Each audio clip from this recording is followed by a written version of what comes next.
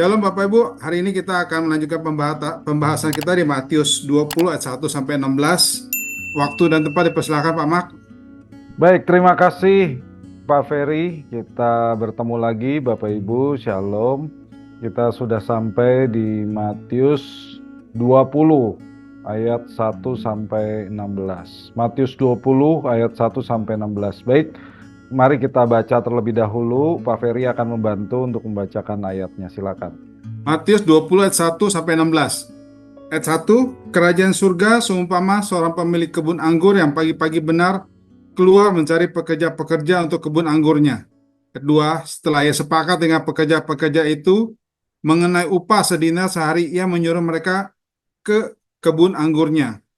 Ayat 3, kira-kira pukul 9 pagi ia keluar lagi dan dilihatnya ada orang-orang lain yang mengganggu di pasar.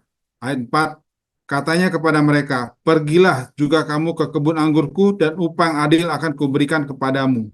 Ayat 5, lalu mereka pun pergi, kira-kira pukul 12 dan pukul 3 petang ia keluar dan melakukan hal yang sama. Ayat 6, kira-kira pukul 5 petang ia keluar lagi dan mendapati orang-orang lain pula. Lalu katanya kepada mereka, mengapa kamu menganggur saja di sini sepanjang hari?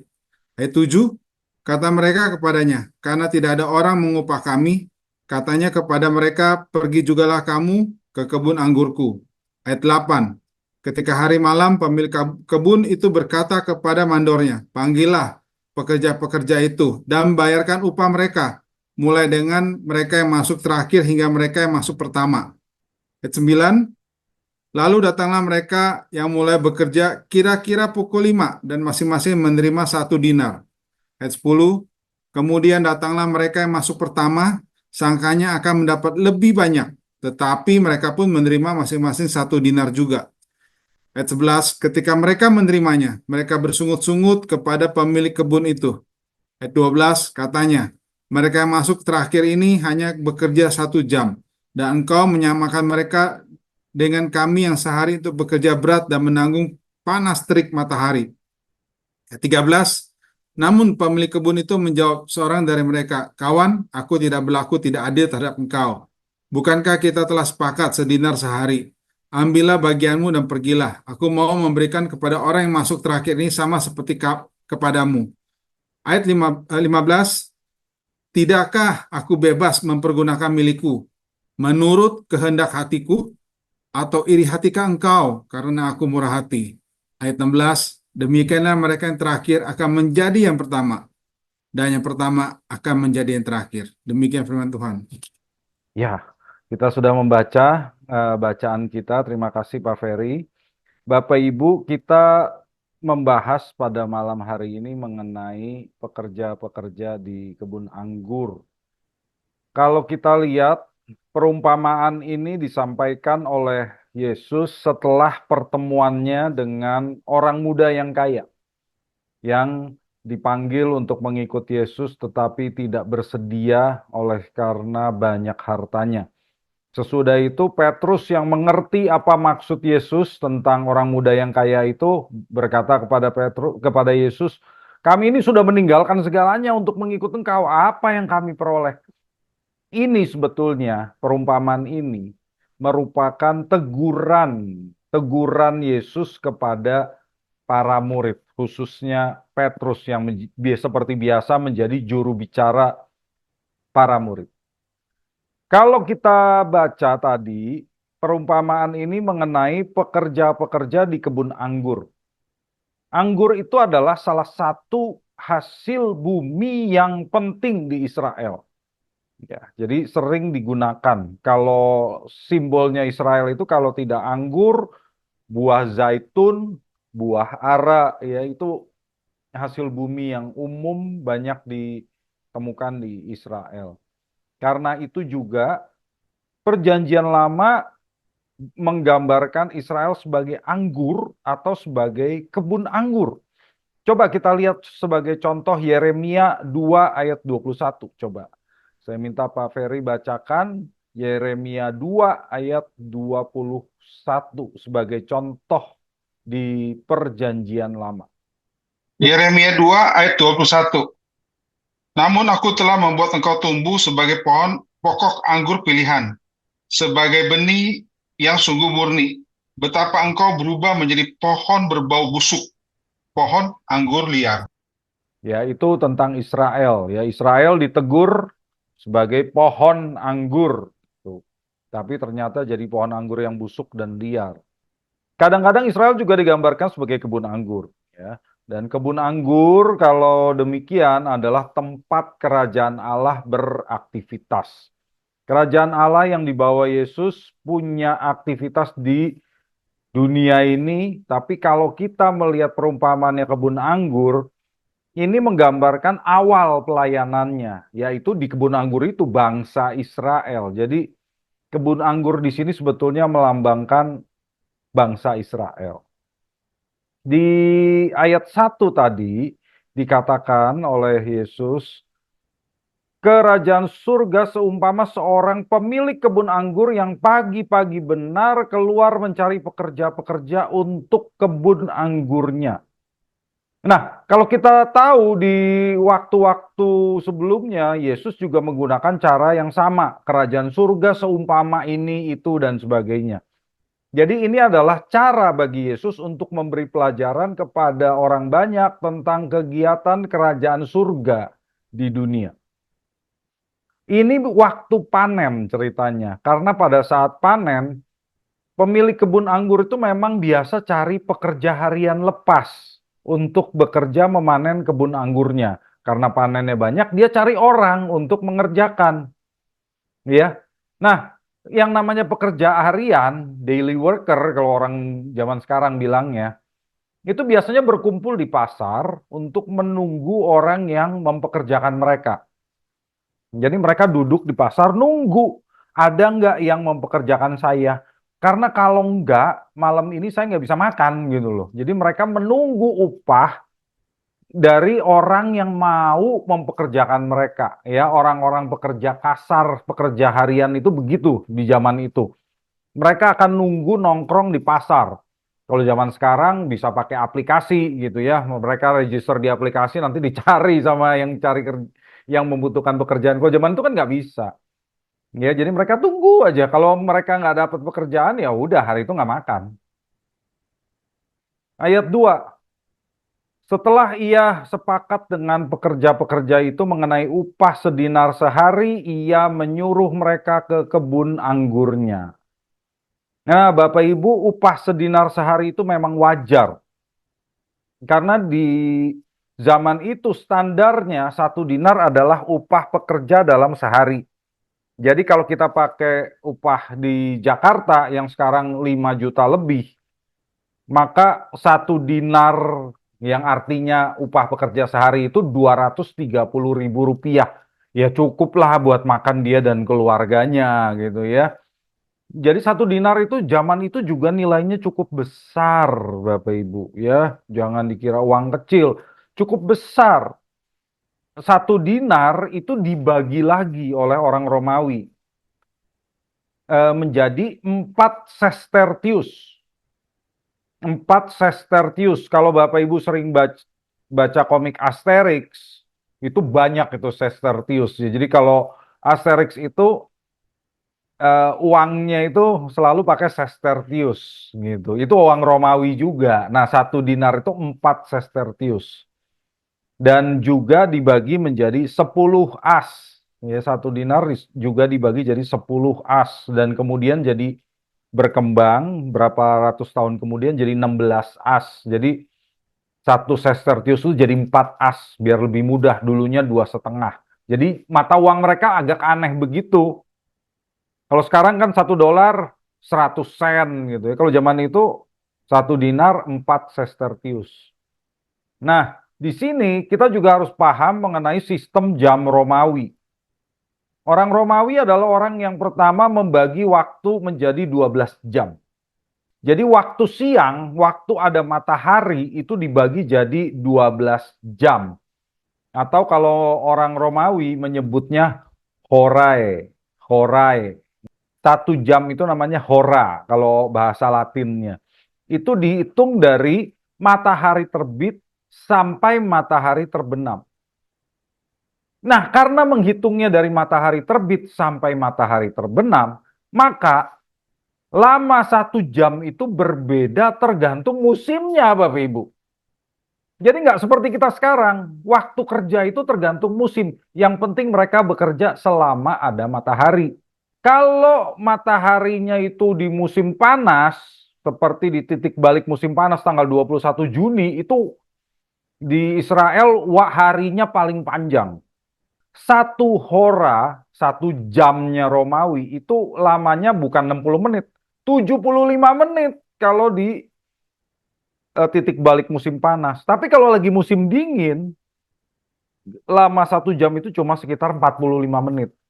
Ya, jadi memang rata-ratanya 60 menit seperti kita. Cuma di zaman itu mereka belum pakai menit karena terlalu rinci ya. Mereka belum punya alat untuk menghitung sedemikian rincinya dan mereka pakai jam matahari untuk menunjukkan waktu kerja. Nanti saya kasih lihat. Jadi mereka menghitung hora itu mulai dari matahari terbit.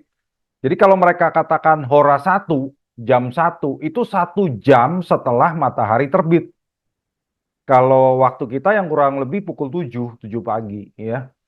Hora 3 itu pukul 9, itu di Matius 20 ayat 3. Hora 6 itu pukul 12 di ayat 5. Hora 9 itu di pukul 15, pukul 3 sore ya di ayat 5. Dan hora 11 itu pukul 5 sore ya. Matius 20 ayat 6. Makanya dikatakan mereka ini udah baru bekerja 1 jam, tapi 1 jamnya bukan jam kita, itu jam Romawi. Jadi kalau kejadian ini terjadi pada musim panas, bisa jadi waktunya itu 1 jamnya 75 menit, bukan 60 menit gitu ya. Jadi tergantung dari musim. Mereka belum punya, mereka patokannya dari matahari terbit sampai matahari terbenam aja. Gitu. Nah, cara mereka menghitung jam tuh seperti ini ya Bapak Ibu. Ini yang bagian kiri ini namanya gnomon, ini jam matahari.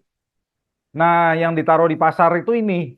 Jadi ini ditaruh di pasar sehingga orang tahu sekarang jam berapa. Ya, kalau jamnya masih di sebelah sini itu berarti baru jam 1, ini jam 2, jam 3. Tapi kita tahu ya jam 1 itu jam 7 pagi kalau di kita.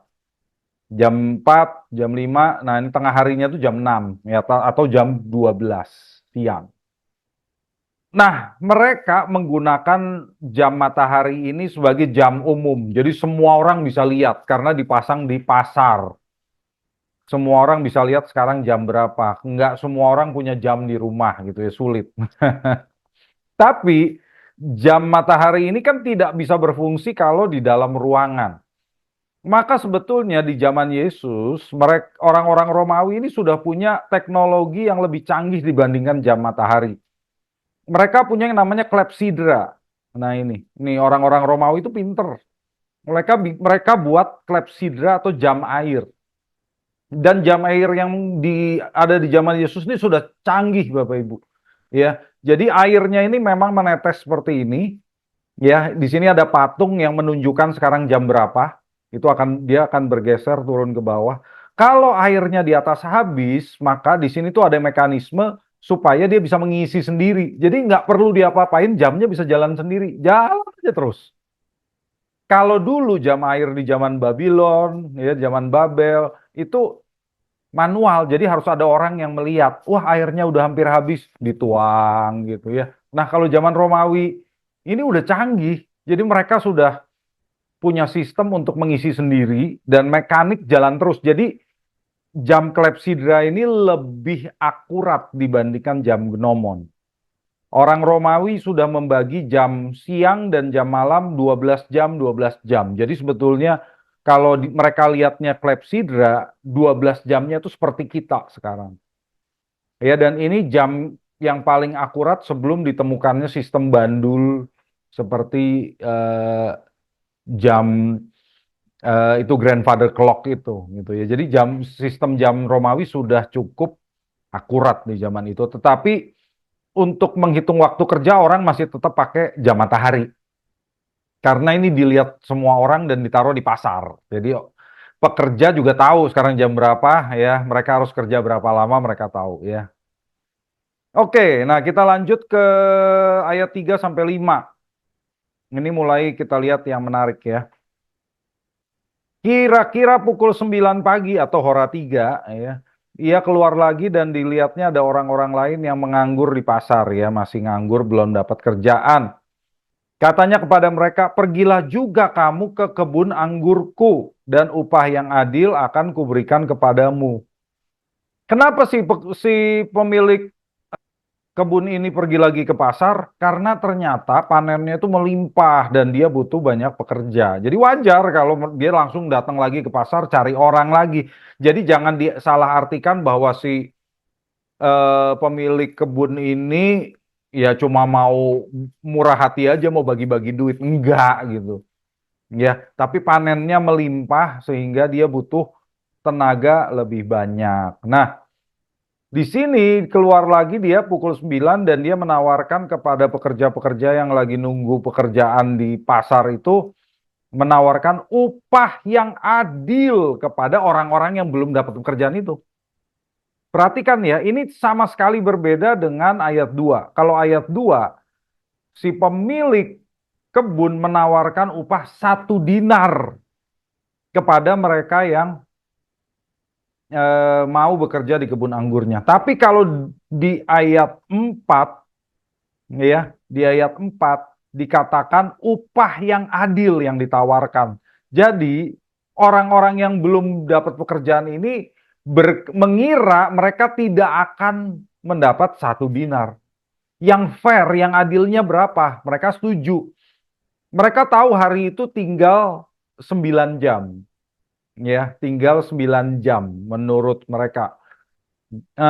Jadi mereka kira yang mereka akan terima itu upah prorata, saudara. Kalau 12 jam mereka dapat 1 dinar, maka upah proratanya kan 3/4 dinar atau 3 sestertius. Mereka kira ya lumayan lah, saya dikasih 3 sestertius, lumayan bisa untuk makan ya. Tapi ternyata ya masih panennya itu masih melimpah. Maka di ayat 5 dikatakan, lalu mereka pun pergi kira-kira pukul 12 dan pukul 3 petang. Ia keluar lagi-lagi, si pemilik kebun keluar lagi dan melakukan hal yang sama. Artinya melakukan hal yang sama, dia keluar ke pasar cari orang untuk bekerja dan lagi menawarkan, saya mau memberikan upah yang adil buat kalian.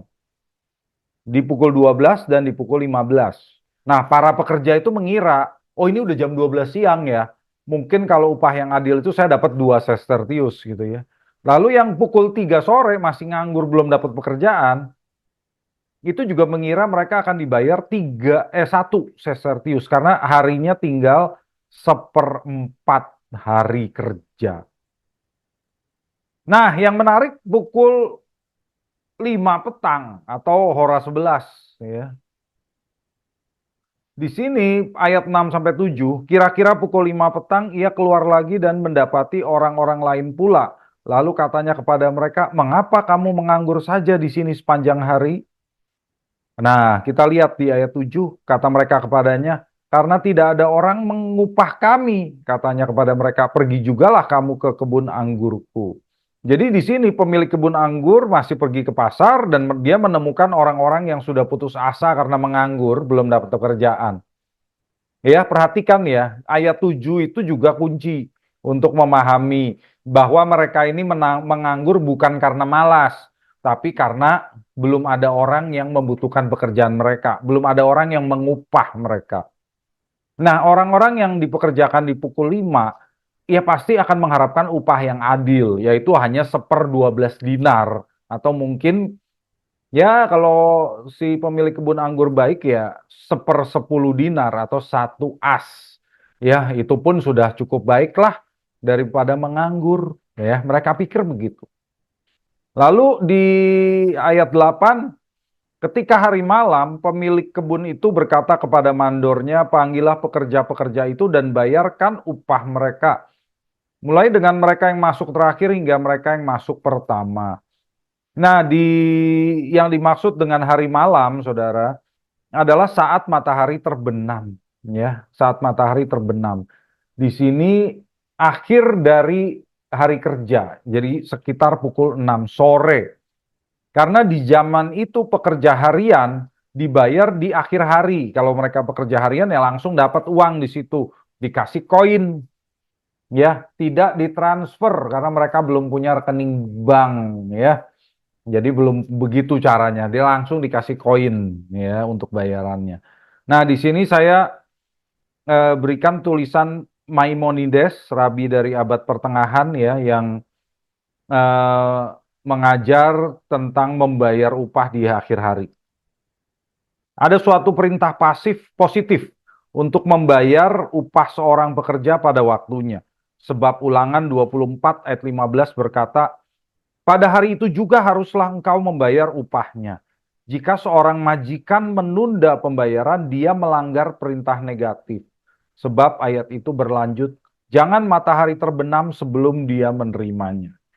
Itu Ulangan 24 ayat 15. Tapi ini bukan dari teks Ibrani, ya, karena teks Ibraninya bunyinya agak beda. Pelanggaran perintah ini tidak berakibat cambukan karena dia tetap wajib membayar.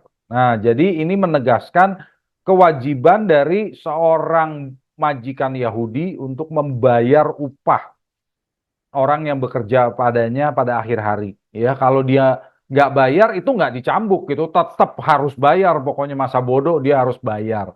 Ya, karena kalau dicambuk malah orangnya yang kerja itu nggak dapat uang, gitu ya. Jadi tetap kewajibannya tetap harus membayar. Ini dari Talmud Sekirut 11 ayat 1.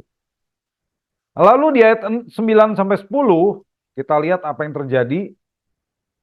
Lalu datanglah mereka yang mulai bekerja kira-kira pukul 5 dan masing-masing menerima 1 dinar. Nah, pekerja yang terakhir masuk kerja itu dibayar 1 dinar. Ya, kerjanya cuma 1 jam, dapat 1 dinar. Wah, orang-orang yang bekerja lebih lama lihat, wih, murah hati sekali ini bos kita nih.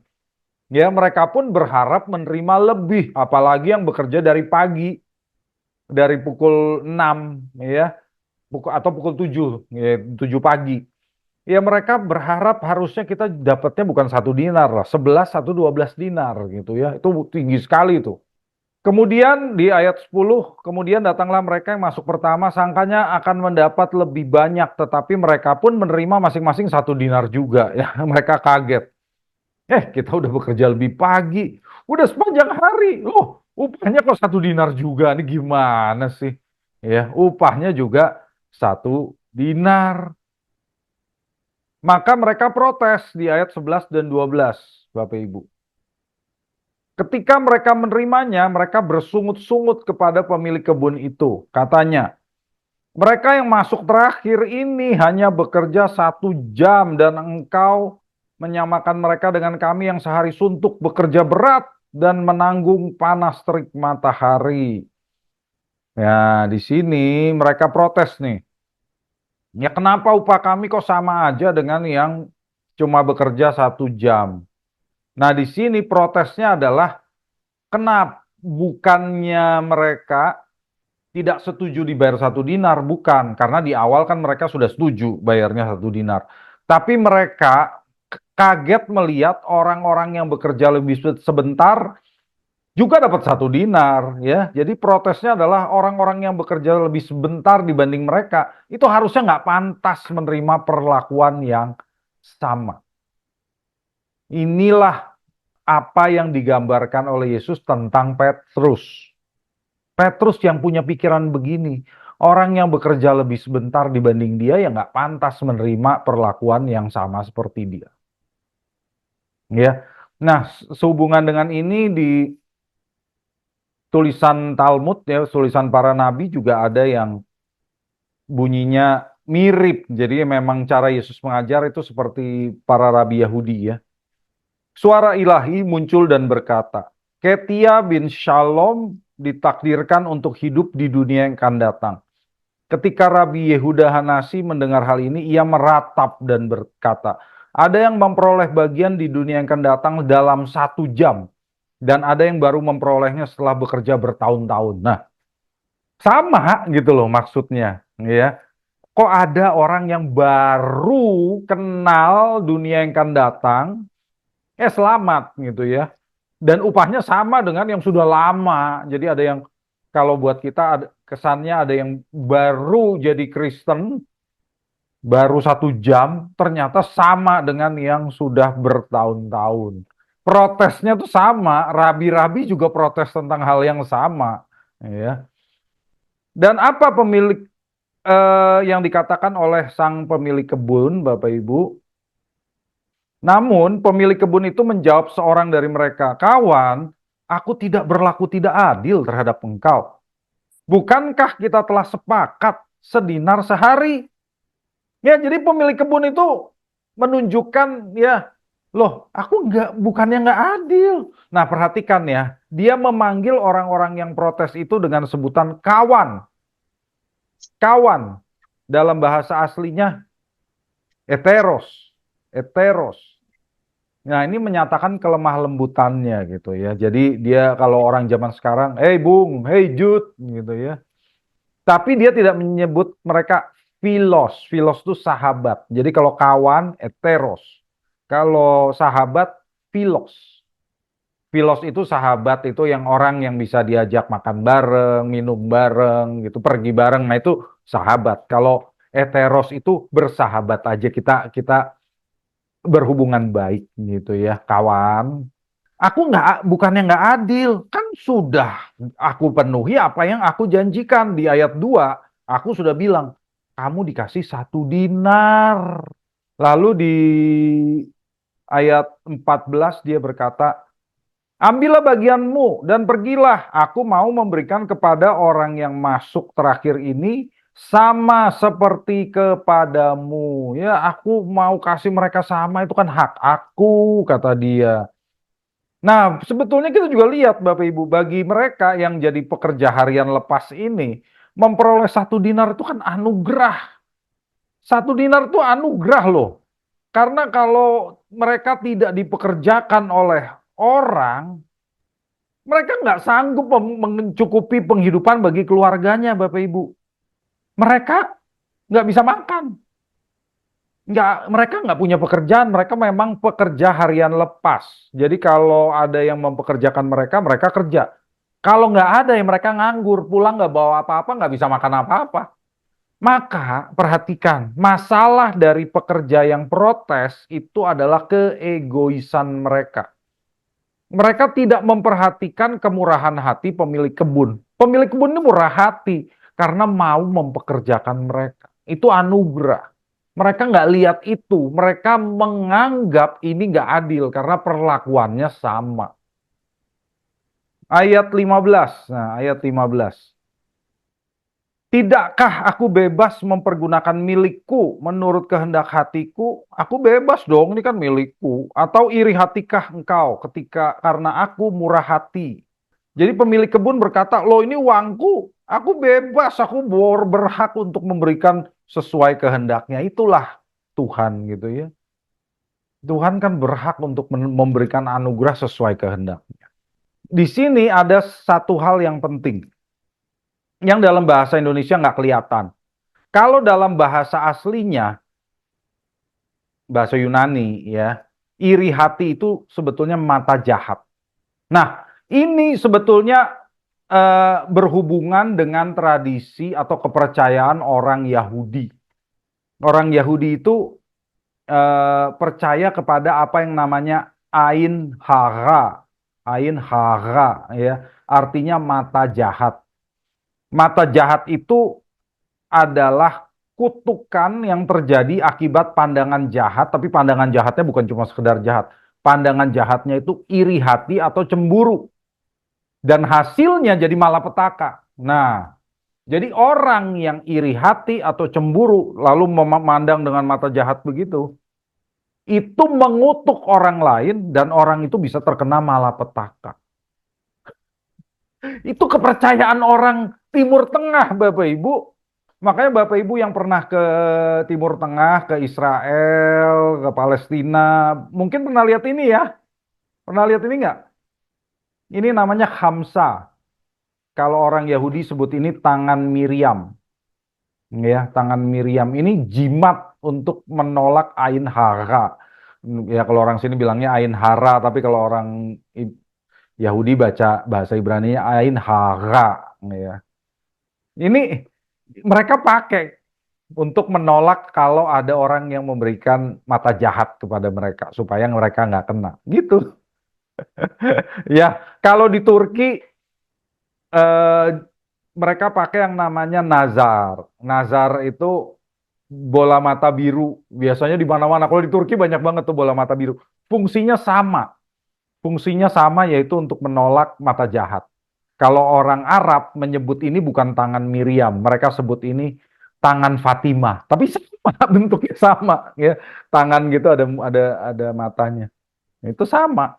Itu kepercayaan yang umum ada di Timur Tengah dan ternyata di Alkitab juga ada. Rashi atau Rabi Shalomo Yitzhaki mengatakan di Kejadian 16 ayat 5 itu Sarai memberikan Ain Hara, ya, mata jahat kepada Hagar sehingga Hagar keguguran dan Hagar lari. Bapak Ibu kan tahu ceritanya. Hagar lari dari Abraham karena ditindas oleh Sara. Nah, kalau kata Rashi, Rashi ini rabi terkenal dari abad ke-11. Sebetulnya si Sara itu memberikan Ain Hara, ya, kepada Hagar sehingga Hagar keguguran, makanya dia kabur. Ya, itu kita nggak tahu benar atau enggak, tapi orang Yahudi itu percaya benar dengan yang namanya mata jahat, Ain Hara. Makanya di sini sebetulnya Tuhan Yesus tuh berkata, si pemilik kebun tuh ngomongnya begini, atau kamu mau kasih Ain Hara kepada aku, gitu. Kamu mau kasih mata jahat sama aku. Sebetulnya gitu si pemilik kebun itu kalau dalam bahasa orang Yahudi begitu. Atau iri hatikah kamu gitu. Sebetulnya gitu. Kamu mau kasih mata jahat sama aku kalau aku murah hati. Dia nantang. Kamu berani kasih mata jahat. Ya, jadi mata jahat itu sebetulnya kutukan yang timbul akibat iri hati, Bapak. Ya, dan ini juga ada hubungannya dengan Matius 6 ayat 23. Ya, kalau matamu jahat, gelaplah seluruh tubuhmu. Ini maksudnya sama. Jadi kalau orang melihat dengan iri hati kepada harta dunia, maka matanya itu menyalurkan kejahatan yang ada di dalam hatinya. Itu kata Yesus. Jadi mata jahat itu bukannya mata yang mau apa melihat dengan nafsu duniawi atau apa. Enggak, spesifik ini soal iri hati. Iri hati atau cemburu. Ya. Oke, lalu ayat terakhir, ayat 16. Demikianlah mereka yang terakhir akan menjadi yang pertama dan yang pertama akan menjadi yang terakhir. Nah, di sini Tuhan Yesus mengulangi apa yang disampaikannya di Matius 19 ayat 30. Tapi di Matius 19 ayat 30 dia berkata yang pertama jadi yang terakhir. Kalau di 20 ayat 16 Tuhan Yesus berkata yang terakhir jadi yang pertama duluan. Kenapa dibalik? Karena di sini Tuhan Yesus ingin menekankan bahwa orang yang dipekerjakan terakhir itu memang nggak layak menerima upahnya. Ya, tapi dibayar pertama kali. Diperlakukan sama dengan yang dipekerjakan pertama. Dia nggak layak menerima 1 dinar. Tapi pemilik kebun memilih untuk memberikan sesuatu anugerah yang tidak layak mereka terima dan membayarkan pertama kali. Dan kedua, yang dipekerjakan pertama dibayar terakhir dan diperlakukan sama dengan yang di pekerjaan terakhir sehingga mereka merasa diperlakukan tidak adil. Nah, itu siapa? Petrus. Di Matius 19 ayat 27 ini teguran Yesus kepada Petrus sebetulnya. Coba kita baca dulu dah supaya Bapak Ibu nggak lupa Matius 19 ayat 27. Coba silakan Pak Ferry. Matius 19 ayat 27. Lalu Petrus menjawab dan berkata kepada Yesus, kami ini telah meninggalkan segala sesuatu dan mengikut Engkau. Jadi apakah yang akan kami peroleh? Iya, ini jadi Yesus menceritakan perumpamaan ini karena Petrus ngomong begitu. Ya, Yesus mau sampaikan, sekalipun kedua belas murid itu mengikut Yesus lebih dahulu, Yesus berhak memperlakukan mereka sama dengan yang terakhir mengikut Yesus. Ya, Yesus berhak kalau mau. Kan ada si orang muda yang kaya itu. Kalau orang muda yang kaya itu jadi pengikut Yesus, Yesus tuh berhak memperlakukan mereka sama dengan ke-12 murid. Itu yang mau disampaikan oleh Tuhan Yesus. Jadi kamu jangan bertanya upahnya apa. Motivasimu salah. Itu yang menjadi pesan dalam perumpamaan ini ya. Jadi kita harus paham tentang perumpamaan ini dan jangan salah mengerti. Pertama, perumpamaan ini bukan soal keselamatan. Jadi bukan berarti ya usaha manusia menghasilkan keselamatan. Enggak, Efesus 2 ayat 8 sampai 9. Keselamatan itu anugerah dan bukan hasil pekerjaanmu, bukan hasil usahamu. Jangan ada yang memegahkan diri. Jadi perumpamaan ini bukan soal keselamatan. Kedua, perumpamaan ini bukan tentang upah bagi orang yang melayani Tuhan. Sebab Allah juga memberi upah yang berbeda sesuai pekerjaannya. Itu dalam bahasa asli ya. Bahasa Indonesia agak kurang jelas.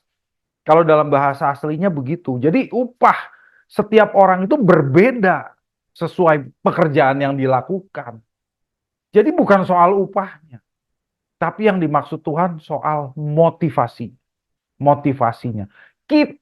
Mau kita orang Kristen lama atau orang Kristen baru, kita semua adalah orang-orang yang menganggur di pasar itu. Kita semua nganggur. Kita nggak berdaya kalau Tuhan tidak turun tangan menarik kita bekerja melayani Dia. Kita nggak ngapa-ngapain, kita nganggur. Sehingga motivasi kita melayani Tuhan harus semata-mata karena rasa syukur kita kepadanya. Karena Dia telah menyelamatkan kita, Dia mau pakai kita. Udah cukup itu aja. Jangan tanya, loh kok dia dapat pelayanan lebih besar. Enggak. Kita itu nganggur. Kalau Tuhan mau pakai kita itu udah anugerah. Itu yang mau disampaikan oleh Yesus. Ya, kalau aku nggak nunjuk kamu Petrus, ya kamu tetap nelayan. Itu loh jadi yang dimaksud. Maka rasa syukur ini penting. Motivasi kita untuk melayani Tuhan adalah syukur kita kepadanya. Karena kita dipanggil olehnya, sekalipun kita nggak ada yang layak untuk melayani Dia. Kita ini orang-orang yang nganggur di pasar. Karena itu, kita tidak lebih berharga dan berhak menerima lebih upahnya apabila kita melayani lebih lama atau lebih rajin. Ya, enggak. Kita nggak berhak sebetulnya. Kalau Tuhan ngasih apapun, itu anugerah. Kedua, kita nggak boleh iri hati kepada orang yang baru melayani dan tampak lebih dipakai Tuhan dibandingkan kita. Seorang pendeta misalnya, kalau saya gitu ya, melihat, ada pendeta yang baru, masih muda, tapi kok ternyata lebih dipakai Tuhan. Ya puji Tuhan gitu loh. Justru kita bersyukur, jangan kita malah ngiri. Kalau kita ngiri ya kita seperti Petrus. Kita seperti orang-orang yang tadi ya, yang iri hati, yang punya mata jahat. Jangan ngiri kalau orang lain dipakai Tuhan lebih dari kita, ya puji Tuhan. Udah, nggak usah diiriin. Ya, motivasi kita haruslah hanya rasa syukur kita kepada Tuhan dan keinginan untuk menyenangkan hatinya. Bukan upah dari Tuhan yang kita anggap adil. Semua adil, karena kita nggak layak. Jadi kalau kita dikasih, udah puji Tuhan. Itu keadilannya. Ya, Dia mau kasih berapapun, anugerah. Jadi itulah yang mau kita pahami pada malam hari ini ya. Kita harus bersyukur kepadanya dan kita memahami motivasi yang benar dalam melayani Tuhan. Amin. Ya, silakan Pak Ferry. Thank you, Pak Mak. Bapak Ibu, ada yang ingin ditanyakan perihal sharing kita malam ini? Ya, selamat malam, Pak Ya, Mak. malam Pak Edwin. Terima kasih untuk penjelasannya. Selama ini saya pahami bagian konteks yang dijelaskan ini adalah berkaitan dengan keselamatan ya. Artinya iman yang menyelamatkan itu. Tapi karena di bagian yang terakhir di 20 ayat 16, demikianlah orang-orang yang terakhir akan menjadi terdahulu dan yang terdahulu akan menjadi yang terakhir. Seringkali kan saya juga pernah dengar, bahkan saya juga memahami bagian itu seperti bagian dari anugerah keselamatan. Tapi malam hari ini saya bersyukur Dan terima kasih. Nah, setelah saya baca-baca ulang-ulang berkali-kali, dan ya, di ayat 1 sudah sangat jelas dikatakan, adapun hal kerajaan surga. Terima kasih Pak Mark, Ya, karena makasih. meluruskan kembali pemahaman. Ya, puji Memberkati. Tuhan, puji Tuhan. Makasih Pak Edwin. Oke, cukup Pak Mak. Iya, Terima kasih Pak Mak atas apa yang disampaikan hari ini. Bagi saudara-saudari yang terpanggil untuk mendukung pelayanan Elevate dapat memberikan persembahan ke rekening BCA nomor 319-025-1585 atas nama GBI The City Tower. Saudara dapat pula men-scan QR Code yang tampil di layar dengan aplikasi-aplikasi yang mendukung Kris. Terima kasih atas persembahan saudara, Tuhan Yesus memberkati.